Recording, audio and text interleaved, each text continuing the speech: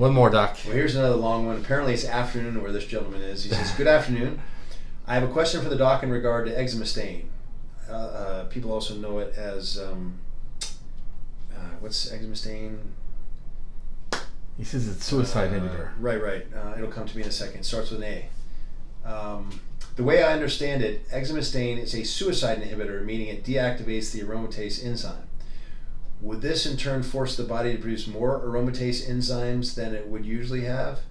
Interesting question, but it's good rationale, I think. But no, we haven't found that in any studies. If that were the case, then you would have to increase your dose as things went along because your body would be compensating. We haven't seen that. I haven't seen it in clinic nor in any studies. Would using Arimidex to occupy the enzymes to control aromatase be a better option? If the question is, well, let me finish this. The reason I ask is I ended up with a small gyno lump, gynecomastia, under my right nipple that isn't visually noticeable. I want to continue to cycle, but I can feel sensitivity doing even a very low dose testosterone only cycle. I'm looking to control estrogen the best I can and usually do so with 1 milligram of Arimidex every other day, or 25 milligrams of Aromasin is the brand name most people associate with eczema stain, every other day. But even with that sensitivity is still there. All right, so 1 milligram every other day, or okay. I have even tried 1 milligram every day, but it left me feeling drained and dried out. I even noticed sensitivity not on cycle if I drink heavily. I believe the doc mentioned alcohol can upregulate the aromatase enzyme in the liver. That is true. I am looking for advice on the best option to control estrogen. Does sensitivity mean I am making the current gyno worse? I do not drink heavily on cycle, but can drinking off cycle while having existing gyno make it worse? Thank you, sir. Ryan. Okay, so backing up to the questions, would using Arimidex to occupy the enzymes to control aromatase be a better option? Not necessarily, and I can't think why it would be. Certainly in this case, I can't really think of any case where it necessarily be better. The two tend to work similarly. And in this dose he's saying here, 1 milligram of anastrozole tends to work about the same as 25 milligrams of eczema stain. When I say work, I mean get to the business of reducing the amount of estrogen floating around the body, reducing the amount of conversion.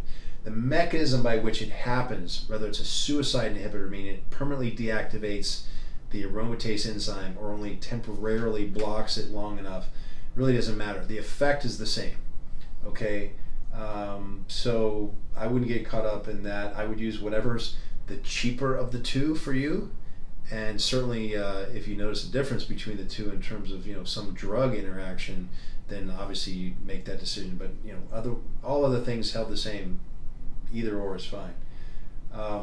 As far as the gynecomastia goes, the breast tissue buildup that anyone might experience because of the excess estrogen, I've seen it often enough in clinic where someone complains about gynecomastia, irritation, pain, whatever, sensitivity, and we've probably even oversuppressed the estrogen.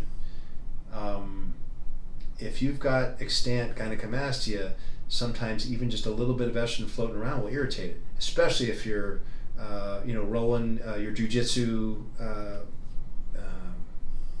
whatever, you've got a daughter that likes, climbing on daddy, excuse me, whatever it is that might irritate it.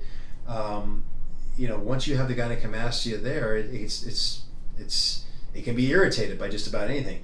One of the things we've found in Power Pharmacy, and no, I'm not trying to just plug a pharmacy, but as far as I know, right now they're the only pharmacy that provides it, but a topical tamoxifen, so that you don't have to ingest it and expose your body systemically as much anyway. You can just put it topically for those that have already suppressed their estradiol, presumably all the estrogens, down to a level under which you don't want to go for whatever the reasons, and yet are still experiencing the sensitivity. It's a nice little trick. Certainly if you drink, that could exacerbate it, whether you're on cycle or not, on testosterone replacement cycle or not.